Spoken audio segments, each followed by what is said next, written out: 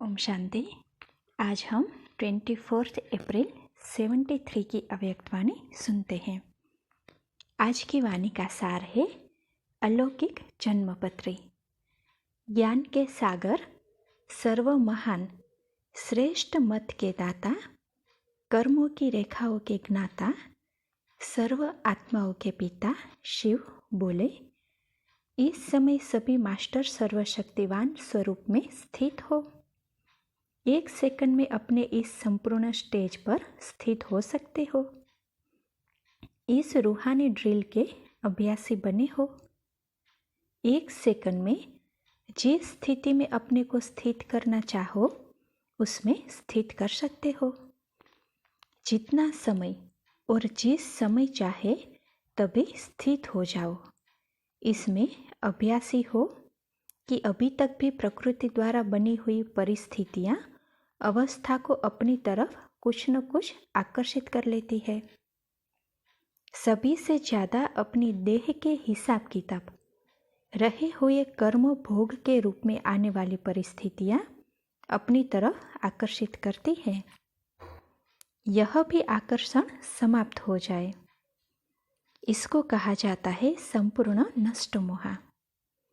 जिस वस्तु से मोह अर्थात लगन होती है वह अपनी तरफ बार बार आकर्षित करती है। कोई भी देह की व देह की दुनिया की परिस्थिति स्थिति को हिला नहीं सके। इसी स्थिति का ही गायन गाया हुआ है। अंगद के रूप में जो कल्प पहले का गायन है यही संपूर्ण स्टेज है। जो बुद्धि रूपी पांव को प्रकृति की परिस्थितियां हिला नहीं सके ऐसे बने हो। लक्ष्य तो यही है ना। अभी तक लक्ष्य और लक्षण में अंतर है। कल्प पहले के गायन और वर्तमान प्रैक्टिकल जीवन में अंतर है। इस अंतर को मिटाने के लिए तीव्र पुरुषार्थ की युक्ति कौन सी है? जब युक्तियों को जानते भी हो फिर अंतर क्यों? क्या नेत्र नहीं है या नेत्र भी है लेकिन नेत्र को योग्य समय पर यूज करने की योग्यता नहीं है? जितनी योग्यता उतनी महानता दिखाई देती है। महानता की कमी के कारण जानते हो, जो मुख्य मान्यता सदैव सुनाते भी रहते हो उस मान्यता की महीनता नहीं है। महीनता आने से महावीरता आ जाती है। महावीरता अर्थात महानता।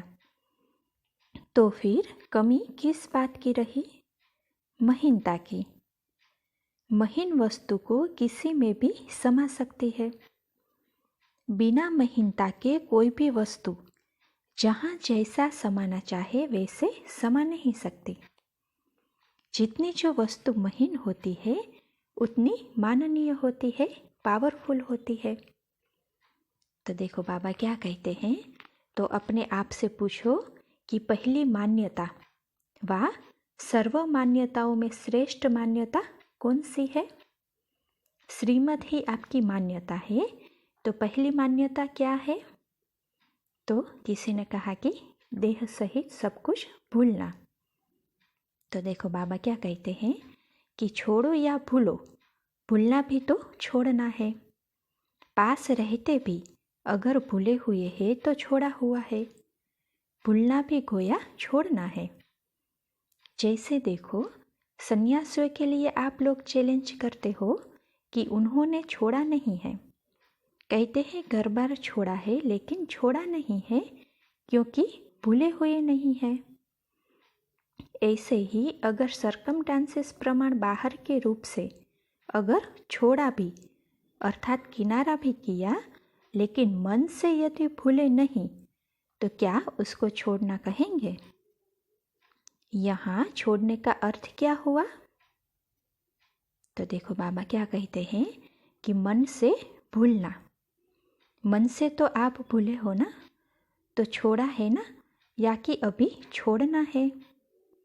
अगर अभी तक भी कहेंगे कि छोड़ना है तो फिर बहुत समय से छोड़ने वालों की लिस्ट से निकल अभी से छोड़ने वालों की लिस्ट में आ जाएंगे। जिन्होंने जब से मन से त्याग किया, अर्थात कोई भी देह के बंधन व देह के संबंध को 1 सेकंड में त्याग कर दिया, उनकी वह तिथि, तारीख और वेला सभी ड्रामा में व बाप दादा के पास नोंधी हुई है। जैसे आजकल ज्योतिषी ज्योतिष विद्या को जानने वाले जन्म की तिथि और वेला के प्रमाण अपनी यथा योग्य नॉलेज के आधार से भविष्य जन्म पत्री बनाते हैं, उन्हों का भी आधार तिथि और वेला पर होता है। वैसे ही यहाँ भी मर्जीवा जन्म की तिथि, वेला और स्थिति है। वे लोग परिस्थिति को देखते हैं कि किस परिस्थिति में पैदा हुआ। यहाँ उस वेला के समय स्थिति को देखा जाता है। जन्मते ही किस स्थिति में रहे, उसी आधार पर यहाँ भी हर एक के भविष्य प्रारब्ध का आधार है। तो आप लोग भी इन तीनों बातों की तिथि, वेला और स्थिति को जानते हुए अपने संगम युग की प्रारब्ध व संगम युग की भविष्य स्थिति और भविष्य जन्म की प्रारब्ध अपने आप भी जान सकते हो। एक एक बात की प्राप्ति प्रैक्टिकल जीवन के साथ संबंधित है। यह है ही अपने तकदीर को जानने का नेत्र। इससे आप हर एक अपनी फाइनल स्टेज के नंबर को जान सकते हो। जैसे ज्योतिषी हस्तों की लकीरों द्वारा किसी की भी जन्म पत्री को जान सकते हैं, वैसे आप लोग मास्टर त्रिकालदर्शी, त्रिनेत्री व ज्ञान स्वरूप अर्थात मास्टर नॉलेजफुल होने के नाते अपने मर्जीवा जीवन की प्रैक्टिकल कर्म रेखाओं से, संकल्पों के सूक्ष्म लकीरों से अगर संकल्प को चित्र में लाएंगे तो किस रूप में दिखाएंगे? अपने संकल्पों की लकीर के आधार पर व कर्म की रेखाओं के आधार पर अपनी जन्म पत्री को जान सकते हो कि संकल्प रूपी लकीरें सीधी अर्थात स्पष्ट है, कर्म की रेखाएं श्रेष्ठ अर्थात स्पष्ट है। एक तो यह चेक करो कि बहुत काल से स्थिति में व संपर्क में श्रीमत के प्रमाण बिताया। यह है काल अर्थात समय को देखना। समय अर्थात वेला का प्रभाव भी जन्मपत्री पर बहुत होता है। तो यहाँ भी समय अर्थात बहुत समय के हिसाब से संबंध रखता है। बहुत समय का मतलब यह नहीं कि स्थूल तारीखों व वर्षों के हिसाब से नहीं, लेकिन जब से जन्म लिया तब से बहुत समय की लगन हो। सभी सब्जेक्ट्स में यथार्थ रूप से कहाँ तक बहुत समय से रहते आए हैं, इसका हिसाब जमा होगा। तो देखो बाबा अभी इसको विस्तार से समझाते हैं। तो देखो बाबा क्या कहते हैं कि मानो कोई को 35 वर्ष हुए हैं, लेकिन अपने पुरुषार्थ की सफलता में बहुत समय नहीं बिताया है, तो उनकी गिनती बहुत समय में नहीं आएगी। अगर कोई 35 वर्ष के बदले 15 वर्ष से आ रहे हैं, लेकिन 15 वर्ष में बहुत समय पुरुषार्थ की सफलता में रहा है, तो उनकी गिनती जास्ती में आएगी। बहुत समय सफलता के आधार पर गिना जाता है, तो वेला का आधार ही हुआ ना। बहुत समय के लगन में मग्न रहने वाले को प्रारब्ध भी बहुत समय तक प्राप्त होती है। अल्पकाल की सफलता वालों की अल्पकाल अर्थात 21 जन्म में थोड़े जन्म की ही प्रारब्ध होती है, बाकी साधारण प्रारब्ध। इसलिए ज्योतिषी लोग भी वेला को महत्व देते हैं। बहुत काल से निर्विघ्न अर्थात कर्मों की रेखा क्लियर हो, उसका आधार जन्मपत्री पर होता है। जैसे हस्तों की लाइन में अगर बीच बीच में लकीर कट होती है तो श्रेष्ठ भाग्य नहीं गिना जाता है, वह बड़ी आयु नहीं मानी जाती है। तो देखो बाबा कहते हैं कि वैसे ही यहाँ भी अगर बीच बीच में विघ्नों के कारण बाप से जुटी हुई बुद्धि की लाइन कट होती रहती है, वह क्लियर नहीं रहती है तो बड़ी प्रारब्ध नहीं हो सकती। अभी अपने आप को जान सकेंगे कि हमारी जन्मपत्री क्या है, किस पद की प्राप्ति नोंधी हुई है। जन्मपत्री में दशाएं भी देखते हैं। जैसे बृहस्पति की दशा रहती है, क्या बहुत समय बृहस्पति की दशा रहती है या बार बार दशा बदलती रहती है? कभी बृहस्पति की, कभी राहु की। अगर बार बार बदलती है अर्थात निर्विघ्न नहीं है तो प्रारब्धि बहुत समय के लिए निर्विघ्न राज्य में पा नहीं सकते।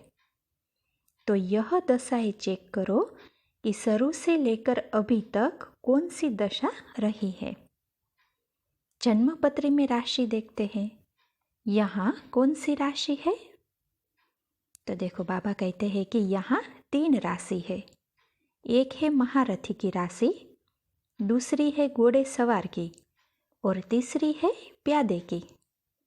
इन तीनों में से अपनी राशि को भी देखो कि शुरू से अर्थात जन्म से ही पुरुषार्थ की राशि महारथी की रही या घुड़सवार या प्यादे की रही है। इस राशि के हिसाब से भी जन्म पत्रिका मालूम पड़ जाता है।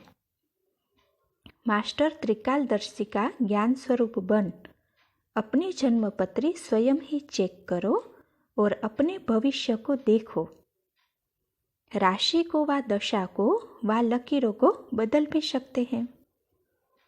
परखने के बाद, चेक करने के बाद फिर चेंज करने का साधन अपनाना। स्थूल नॉलेज में भी कई साधन बताते हैं। यहाँ तो साधन को जानते हो ना, तो साधनों द्वारा संपूर्ण सिद्धि को प्राप्त करो। समझा? ऐसे ज्ञान स्वरूप बुद्धि द्वारा सिद्धि को प्राप्त करने वाले, संपूर्णता को अपने जीवन में प्रत्यक्ष दिखलाने वाले, सदा अपनी स्वस्थिति से परिस्थिति को पार करने वाले महावीरों को बाप दादा का याद प्यार और नमस्ते। अच्छा, अब इस मुरली की विशेष बातें सुनते हैं।